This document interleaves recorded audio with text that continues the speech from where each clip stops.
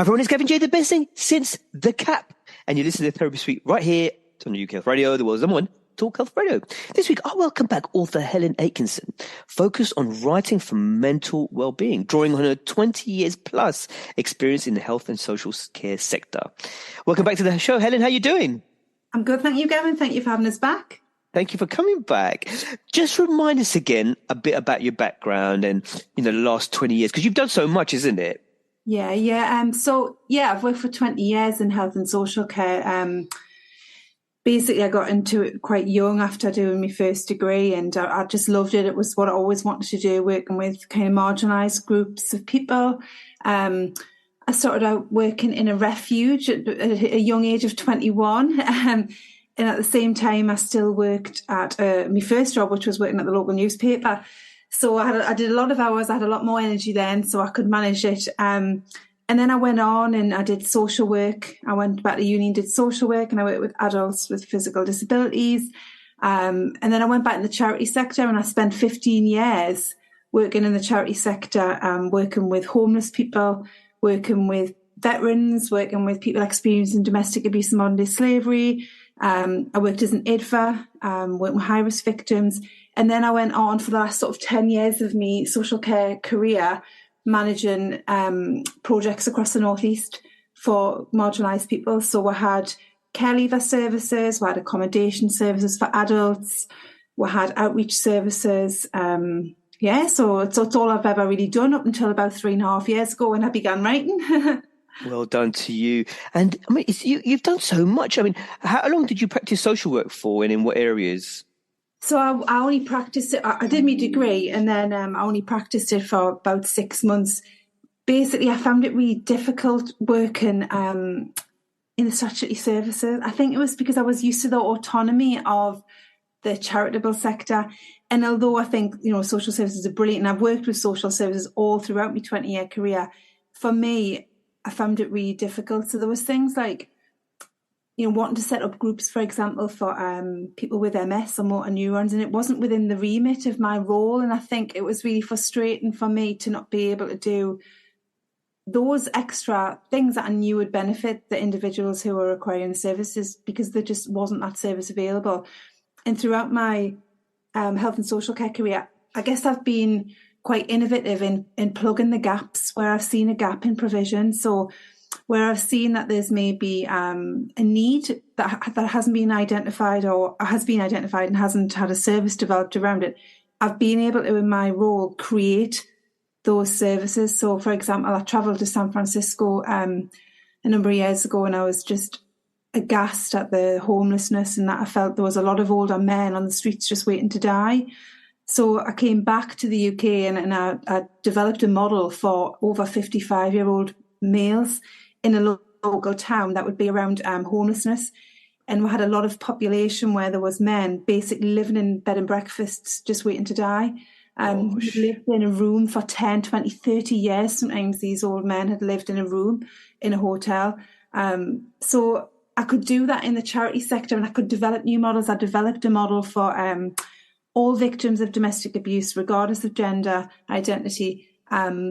It's a dispersed model, so it wasn't a refuge, it was in the community. And I could do that in the charitable sector, but I felt in social services I didn't have that autonomy, but I wanted the professional qualification. So I knew it wasn't ever going to be a long-term thing for me to work in social work. Even though I enjoyed it, I wanted to go back and develop services and mobilise services and look at policy and initiative in local areas and try and influence that. So hopefully I did a little bit of that, and my teams did a lot of that when I worked in the field. That's brilliant. I mean, you went on to actually make a difference. Obviously, social work makes a difference, absolutely. But you made a difference in a different way, in the sense of in the area of homelessness and taking the strategy forward. It sounds like you've done some brilliant work, How did you get into writing? Because it kind of happened at the end, isn't it? That we've mentioned before. Yeah. So I'd never been a writer. I'd never wanted to be a writer. And I think that's really important, because I think throughout life we're kind of conditioned to say, well, I can't do that, and to see a negative. And as we get older, we maybe think, we've passed that point and we can't do X, Y, and Z. So I think it's really important for listeners to understand that I think the only feeling is never trying, and I think you've got to give yourself a chance. So when I started writing, basically I got into writing, Gavin, through reading again, and falling back in love with reading. And I hadn't read for so long, but I started reading and I just couldn't stop. It was just amazing. And it became something for my own well-being and an escapism, and something from the day job where actually I could switch off and kind of enter a different world, and just forget about maybe the difficulty I'd had or things that were going on in my personal life. So I began reading, and then I thought, I want to write something. So I entered a local competition in a theatre, and I got a place for a playwriting course, which was brilliant. I learnt loads again, and I just thought, well, I'm going to try, I'm just going to try writing. But at first it was something that was kind of my secret. It was only, I didn't tell anyone apart from my partner, and I was just trying and experimenting. But it was something that I really needed at that time. And I was writing very much around my emotions at that point in my life. So I did a lot of poetry, and I was getting bits and pieces published, and it wasn't going to necessarily set the world alight, but it was a way of me expressing myself and hopefully bringing comfort to a reader who might relate to what I was writing, quite emotional poetry. And then I began kind of writing short stories. I got a short story published, which was brilliant. I was over the moon, and it was just such a buzz to see, look, I've got this published. So it was brilliant. And then I started writing my book. And I started writing that before the pandemic. So it was November in 2019. And as I was writing, I didn't know what I was going to do with it because I'd never been in that position before. And I thought, well, I'm just going to try. I'm just going to enjoy it. And it became something really therapeutic for me, and a stress release. And I would be writing, on weekends and evenings and just really enjoying it. And then one of the characters on my first book was based on my grandmother, and she died suddenly whilst I was writing it. So it became another way of managing my emotions. I was grieving. I was going through the grieving process, and it was very cathartic for me. And it's been like that since. I've found writing to be a real tool for expression, and escapism, and just something that is kind of mine in a way. It's something for me, and I'm not depleting myself by giving to everyone else, but it's something that is actually for me, and some self-care. Absolutely. And, 100% self-care is so important because, if you can't care for yourself effectively and manage your mental well-being, how can you help other people? Absolutely. Yeah. It's as simple as that. What are the vulnerabilities of sharing your work with the world, do you find? I think it's really hard. And I think at first when I started writing, it was that secret because I didn't want to share it with the world because I was frightened of that rejection. It's a human emotion for it to feel like that. It's normal for it to feel that, oh, well, we could be rejected. But I just thought, I'm just going to get on with it and try it. And I think, we're all like different things, and that's fine. And that diversity and that difference makes the world go round. So I kind of accepted the fact that I might write something that someone thinks is a load of rubbish, but then someone might think it's the best thing they've ever read, and everything in between. And that's okay. People can be unkind, especially keyboard warriors, but people are entitled to their opinions. And I think, well, actually, as long as someone likes my work, that's the most important thing. And for me, it was like, actually, I just want my family to enjoy my work. That's the most precious thing. My partner, my parents, my sister. I just wanted my family to enjoy my work, and anyone else is a bonus. And as it turns out, my work's been enjoyed by people, but it's still not going to be everyone's cup of tea, and that's absolutely fine. So at first I was like, oh, people are going to think it's rubbish and I'm going to be embarrassed. And I just think, well, no one's really interested. Everyone's thinking about what they're having for the tea, not about my work. So it's just important that we're satisfied with ourselves and we think we've done our best, and that's all we can ever do, and all that can be asked of us, really. The term keyboard warriors, I was listening to what you were saying, and I was like, oh gosh, yeah, because you do get them, don't you? Absolutely. There's some horrible people. Yeah. Keyboards. But it's life, unfortunately. And I think for every negative, there's always going to be a load of positives, and that's what you've got to spend your energy on. And think, well, actually, that person's obviously got their own issues. And, they're entitled to the opinion, and we've just got to focus on the positives and all the fluffiness around that. Absolutely. When you're writing, I suppose the question is, as you're writing, is it always mindful that you're going to have loads of people reading the book and you're very careful in terms of what you're saying or how much of yourself you give away? Because it's a lot of emotional energy and there's a lot of private stuff that you might be giving away. Is that embedded in mind when you're writing?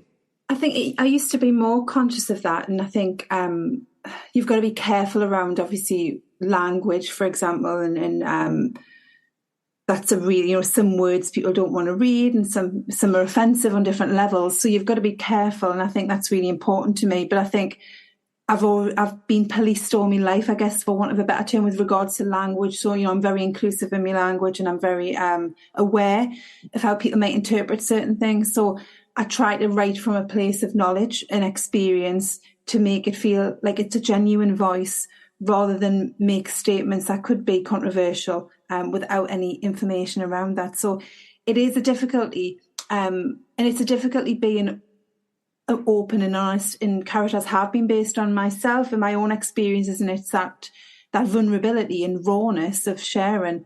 But I think what happens from sharing something that's real and that's relatable is that people connect with that, Gavin, and I think they then feel that they're not alone. And that's always been really important in my writing, to write about characters who are us or have been us or could be us.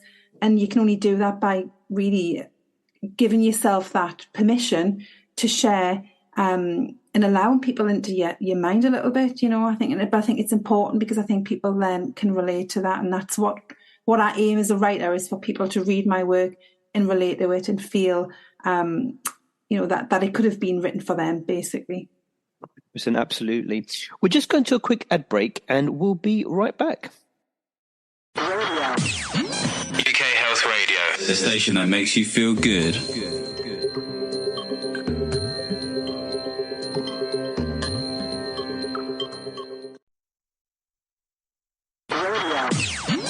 UK Health Radio, the station that makes you feel good.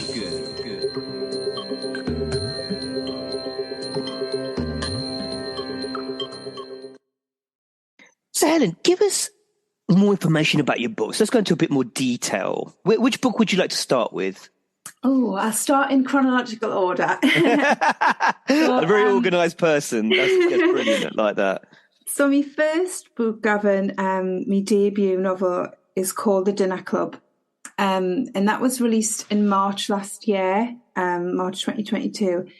And The Dinner Club is basically, I guess it goes into commercial fiction. So there's a bit of something for everyone in there. But the concept of The Dinner Club is around 5 very different people who all have a secret, who connect over a come dine with me style dining group.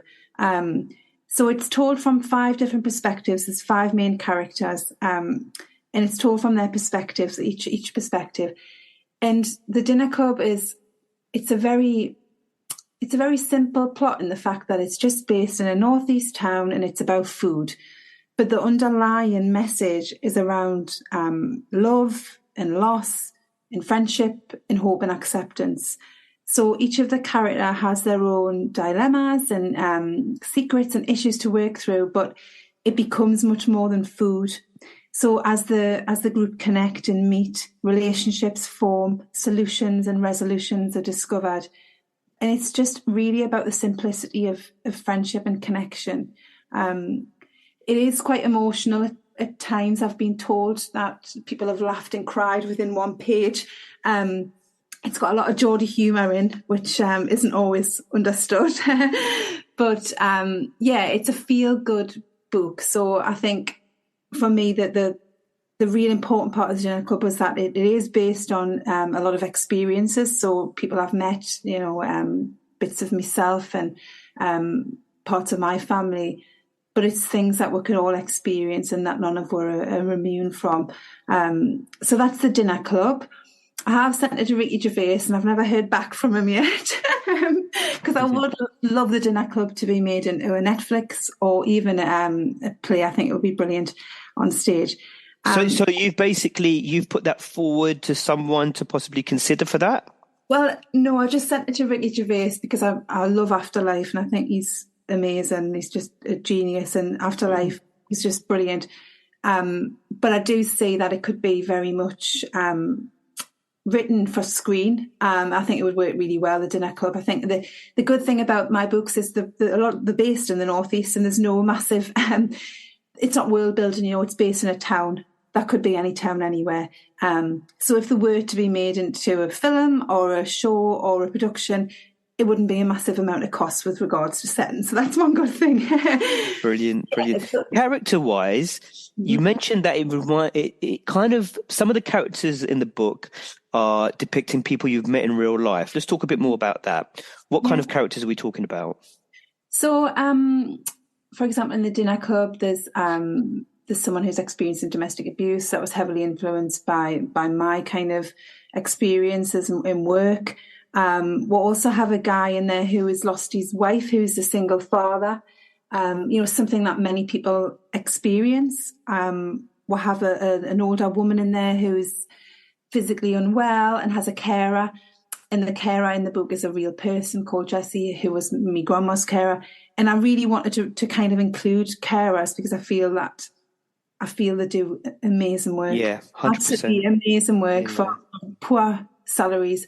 And I think they just do a brilliant job. And this was before the pandemic. I mean, afterwards, the one step down from a superhero in my eyes. But it's real life situations that people experience that I wanted to write about. We've got another character who's a care leaver, who's a young lady who's homeless and struggling with sexuality. And then we'll have the main character, Derek, who is an older guy who's in an unhappy marriage and doesn't feel accepted and just wants to be himself. So some very basic emotions, but situations that we've maybe all come across or experienced ourselves. And that's very much what I wanted. So my writing is kind of informed by people I've met in circumstances I've been in, to try and make it sound, and feel like it's real.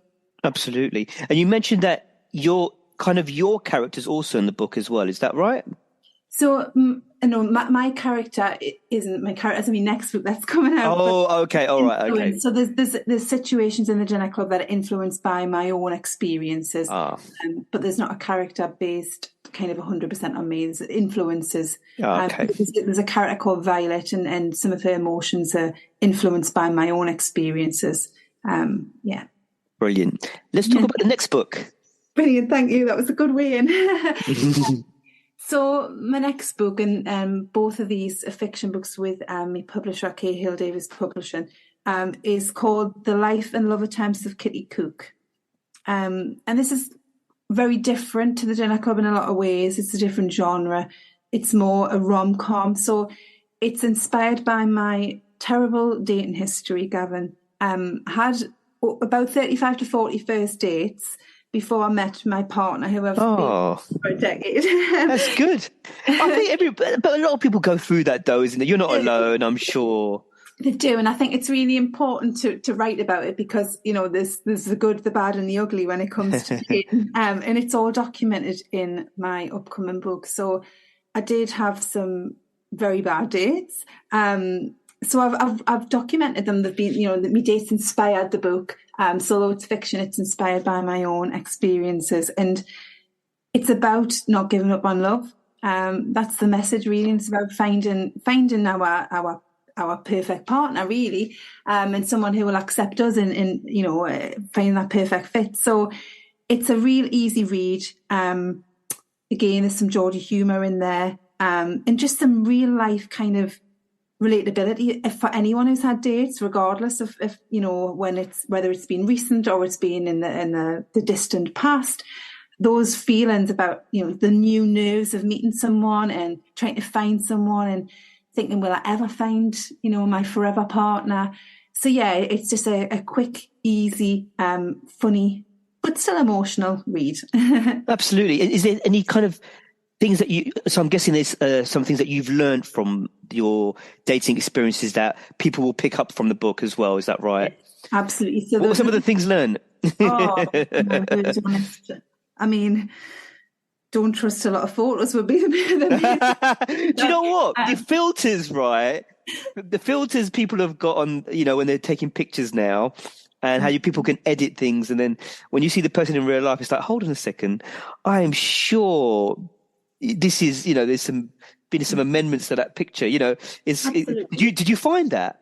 Well, this was kind of over a decade ago for me, so there wasn't the massive use of filters, but I'd find that I'd meet up with potential dates who had obviously took a photo 15 years ago, nothing like that, which isn't, that's not what it's all about, but no. You're kind of attracted to someone on a screen. It was by the way they look for the first impressions, isn't it? Then you get to know someone's personality, but initially there has to be that attraction, otherwise it's a friend, in my opinion. So, I met a lot of people who clearly lied on the profiles, and I tried to be as genuine as I could, because I think, again, I'm not going to be everyone's perfect date, but I know what mine was, and I was kind of sticking to what I particularly find attractive.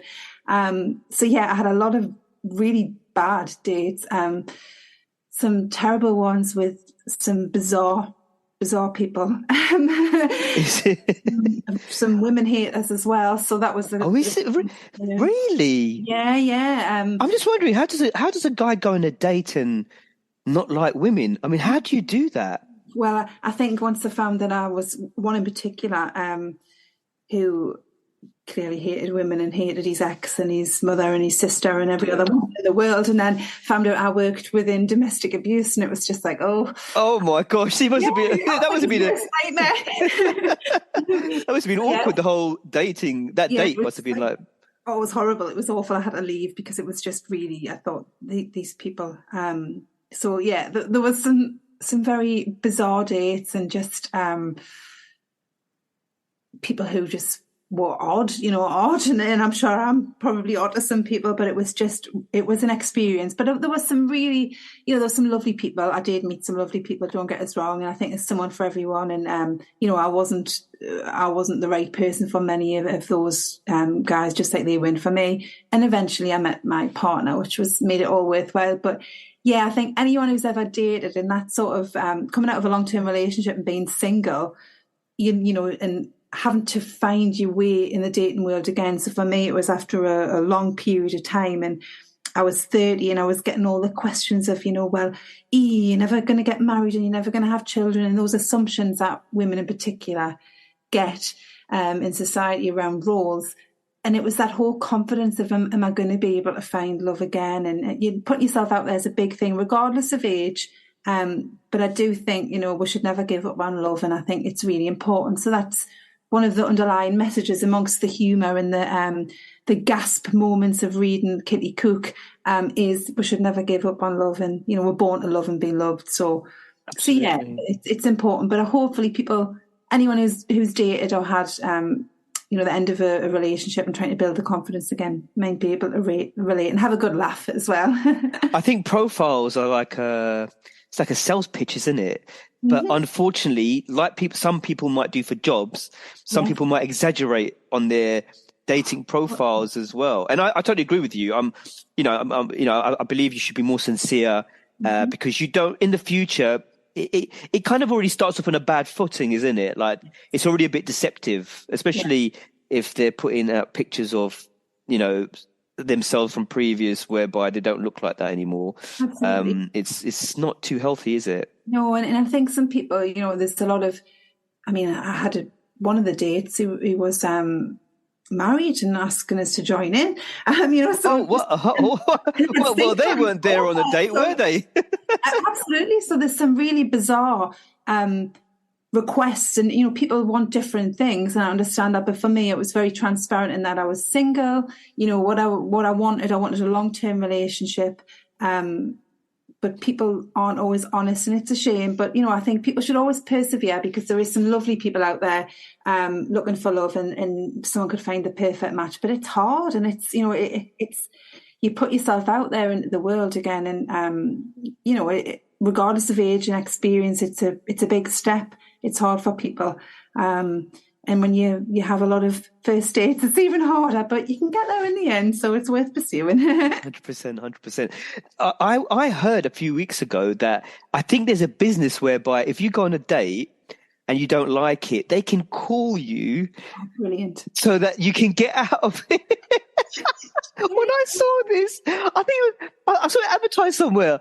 And I was like, oh my gosh, that is crazy. Do you know I what I could have mean? done with that, and I'm not gonna do the spoiler, but one of the most dreadful dates I had, which is documented in the book. I had to make a terrible, terrible excuse up to leave because I just couldn't stand it any longer. So I could have Was done it with with that guy that doesn't like women? No, it was another one. It was a different man who was just it was just terrible, terrible. Why did you leave that one? What happened with that? It was just the guy was really dull, and he was really full of self-importance. So he thought he was just the best thing in the world and kind of saved the world. And he had a really mundane job, but made it out like he was, like a doctor or a carer. He wasn't doing anything phenomenal. Every job's important, but he was really inflating himself, and he was really rude, and just didn't have any manners, and just didn't be like my type of person. But he was really nice to me. Like, he was saying, "Oh, I'm really pleased to meet you." And I thought, so I thought I had to put him off. So I did something extreme to put him off. But I'm not gonna tell any more because I want worries. to read the book. But yeah, but I could have done with that service then. So I could have got out of it with, and I didn't want to tell him he was really boring and dull and thought he was more important than what he was, because it's not in my nature. So I had to come up with an extreme excuse. No worries. Talk to us about the next book. So Kitty Cook's out in March. That's this coming March, and then I've also signed with my publisher for my next book, which will be coming out in 2024, which feels like forever away. And that is around mental health. There's quite a focus on mental health, mental ill health in particular, and serendipity. So that the key is around serendipity, and how sometimes at the hardest points in life, things come along to help with. And it can be in the most unexpected of places. So it's called The 31 Days of May. And that's not going to be out, like I say, until 2024. But alongside me fictional work, Gavin, I do non-fiction with Right on the Time. So last year, within my business, I released an anthology of local veteran stories called Veteran Voices. And that's based on veterans in the Northeast, 22 veterans aged between 31 and 94, covering 7 decades of conflict. So it was just a wonderful thing to do. And the youngest is a 31-year-old woman, and the oldest is a 94-year-old Wren. So it was lovely. And then there's all ages in between, different experiences, different conflicts. And that was a real honour to be part of. I've previously managed veteran services, and I was really grateful because my dad's in the book, and my dad's a veteran. So I was really pleased to have him in the book. But the service I worked with, Operation Veteran, who were a community interest company in North Tyneside, were just brilliant, and the people were amazing. And what I really learned from that, a lot about PTSD, but the participants had never spoke to anyone, and there was men who were in the 70s and 80s and were quite emotional, talking about the time that they served in the armed forces, and returning to Civvy Street and losing people in Civvy Street, and just life in general. And I'd asked a guy, I said, have you never spoken about this? And he said, no one's ever asked. And I thought, isn't that awful that we've got 70-year-old, 80-year-old veterans, and they've never been able to talk about their experiences and any PTSD that they've clearly experienced. So it was a brilliant book to do. It's got a place in my heart forever, and I still keep in touch with the group. I was there last week. I can't leave them. I'm just in love with them all. They're brilliant. So that was a real honour to do that. And I'm doing 2 other non-fiction anthologies locally. One with people in substance misuse recovery, and another with a deprived community in Newcastle, and that's around women's voices. So it's brilliant to do the fictional side of it, but also to continue to explore, I guess, the social care world, which I've always been part of, and help people to get their voices heard. So I feel really lucky and privileged that I've got the ability to write fiction, but in my day job I can write non-fiction and include Northeastern people and get people's voices heard, which is brilliant. 100%, absolutely. We're just going to a quick ad break, and we'll be right back. UK Health Radio, the The station that makes you feel good. UK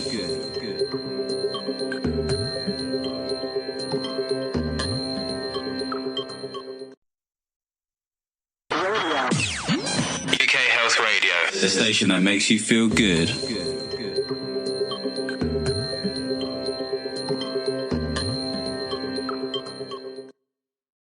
So, Helen, you mentioned about the books, one of the books on where you write about veterans. I don't think they get enough coverage about, their experiences, and, you're 100% right, the PTSD. I remember watching a documentary once and they spoke about the PTSD. And I think from years ago, it wasn't highlighted enough. Yeah. Around that time when, the time when they've come out of the army points and, all the rest of it. And there was I'm not sure how much real support there was. Mm-hmm. Did you ever find that from, the veterans, what support? Because it doesn't sound like there was any. No, and I think, things have got better over time. So when I managed veteran services, there was a charity called Combat Stress and the British Legion and SAFA. There's a lot of support. But there isn't enough resources all around, for mental health services, and PTSD isn't just associated, obviously, with being in the armed forces. You get complex PTSD, and it's all through trauma. Yep. You don't experience trauma, and I think we just don't have enough resources, full stop, and I think that's the problem. But for some of the people who are in the Veterans Voices book, and bearing in mind we're talking about people who have maybe served in Aden, for example, and they've served in Northern Ireland, in the Falklands. And then we've got, more recent conflicts like Afghan and Iraq. All of them have had experiences of some level of trauma. And even as times went on and we've had people coming from Afghan more recently, they have struggled to get the right support. And that's, much more recent when we've got more resources. But I think there's something about the older generation and especially the men in particular who are in the book, because there's a lot of women in the book, which I'm really pleased about. But the older men in particular, where it was that gender stereotype of, well, you just get on with it and men don't ask for help and men don't cry. And for these guys in this book, some of them had just never spoken about it and never been able to be upset about it. So it became a therapy for them to tell the story. And it was that whole thing of, well, no one wants to hear my story. It's like, they absolutely do. And we need to hear your story. Yes. And they've seen things that are just beyond our imagination. It's unbelievable. And they're just brilliant people. So it was lovely to be able to document and then celebrate. And we've had a few events and they all turn up with the medals and they just look amazing. And they've been able to stand in front of, an audience and talk about the most traumatic events, both in the armed forces, but then a lot of these people have lost their partners, so a few of the men, the wives have passed, and they've been able to stand up and talk about how it felt to lose their wives. And it's just been so poignant, and I'm so proud of them. And I just think they're brilliant, and they're amazing people. And I'm so pleased. And two of the guys in the book actually inspired a character in a book that'll be coming out next year, because they just really touched a place in my heart. So there's loads of these brilliant folk around, and we just don't know, we don't know the story. And hopefully I can help people in the Northeast in particular tell the story. So I'm really privileged. Well, it's brilliant. You've written a book on it so people can learn more about, what veterans have been through, Was there any other books you were going to mention? Oh, no, I think that's it. Yeah, okay, all right. I didn't want to, just wanted to make sure, just check in there. What types of characters do you like to write about? I really like to write about characters who have got issues, in a positive way, but also around raising that awareness. So I really write about what I know, and I think that's really important as a writer.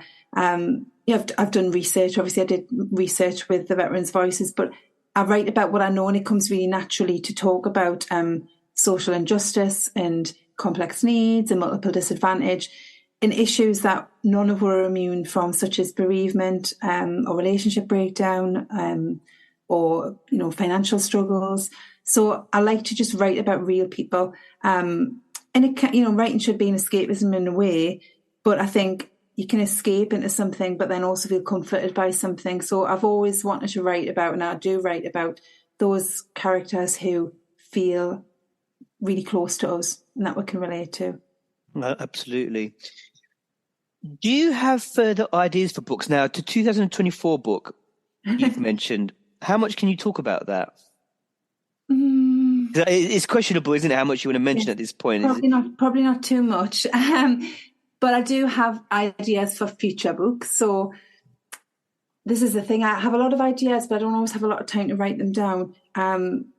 So I feel like I could just keep writing and writing and writing, and I want to keep writing as long as people keep enjoying what I write. So I do have ideas for future books, which include thrillers, and just kind of general sort of contemporary fiction. Really, that's where my kind of niche is, I guess. So it's a bit of something for everyone. So I do have some ideas. It's just getting the time to actually sit down and write.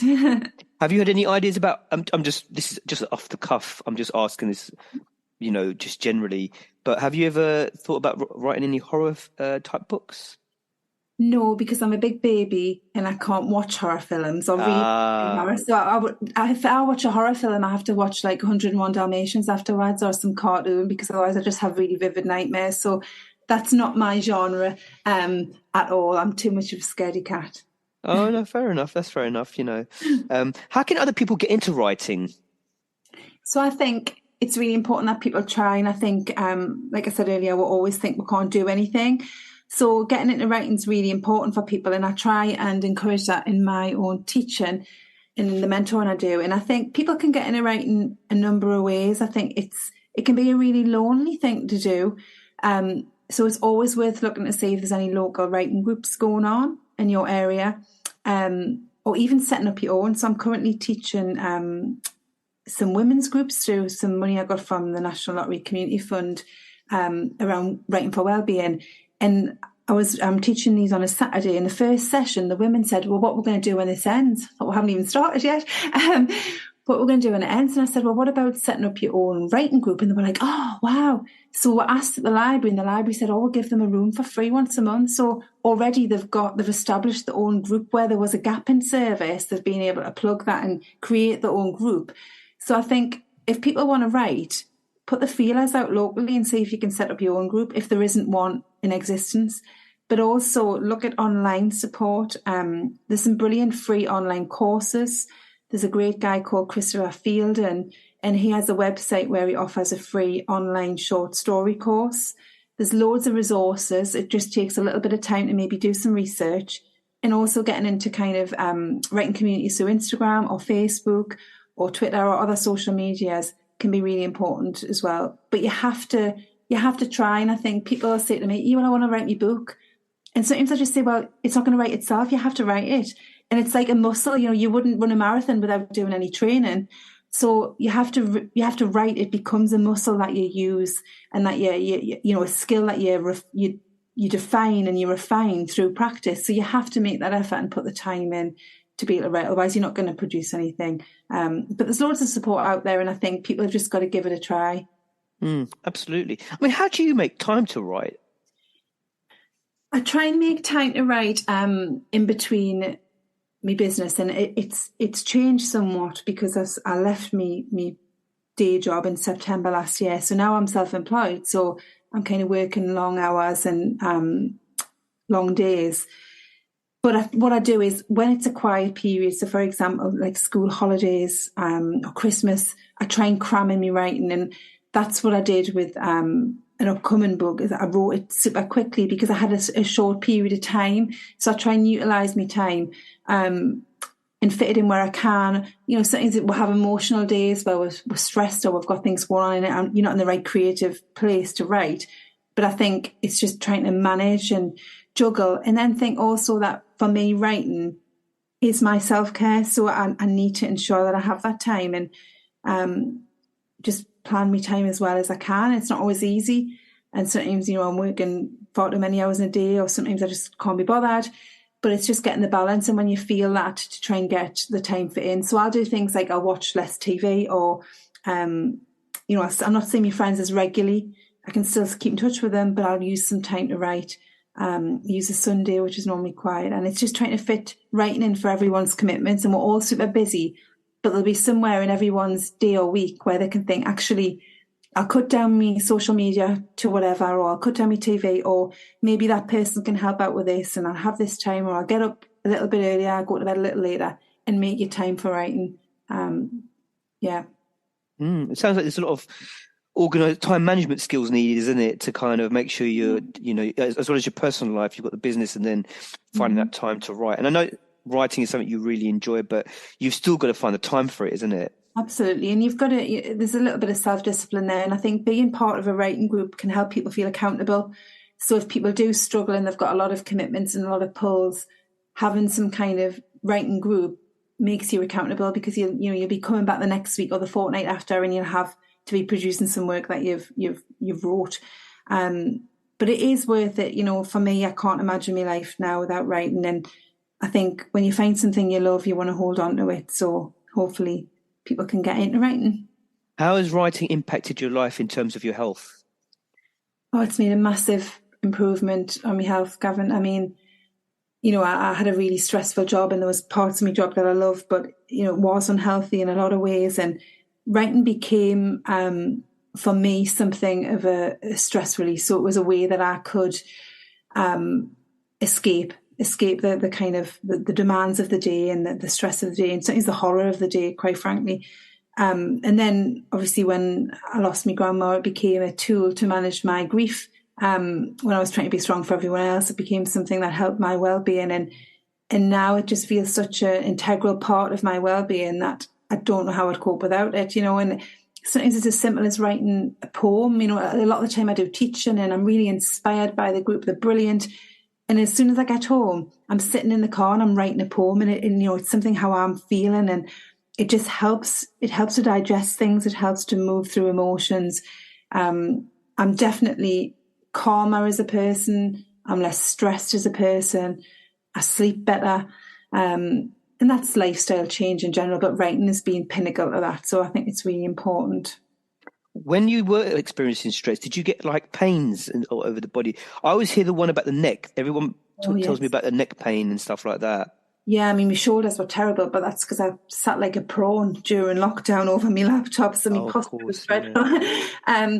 But yeah, I had experiences of like anxiety and difficulty breathing at times, where I was just so stressed out and chewed up that I would find it difficult. And at one point I thought I had asthma, but it wasn't. It was just because I was so stressed out.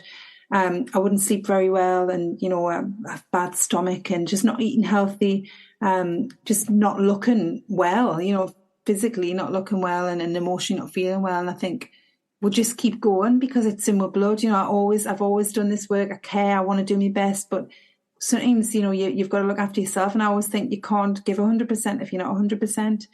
And writing became something for me to use as a tool for well-being alongside exercise and trying to eat a healthy diet. But it then became something that almost felt essential.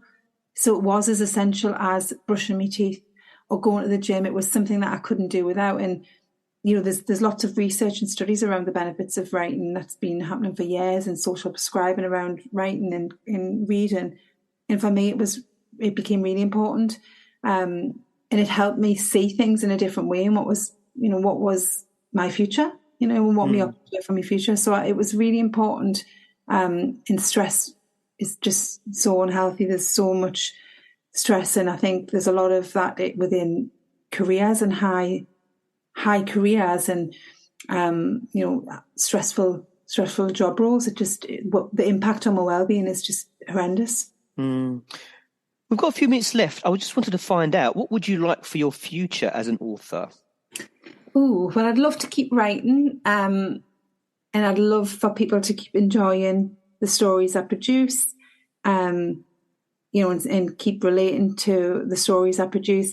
I think all three of my books could be made into some kind of series or film or play. I'd love something like that. So yeah, I just want to continue writing. I don't know if I'd ever want to write full time, because I love the other part of my life and having the business and working with community groups and individual learners.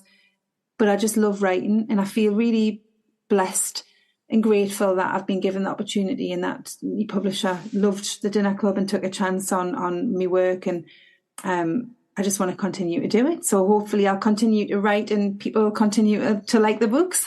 Brilliant stuff. Brilliant. And where can people find your books if they want to purchase? So the books are available from Amazon on every book, well, most bookstores.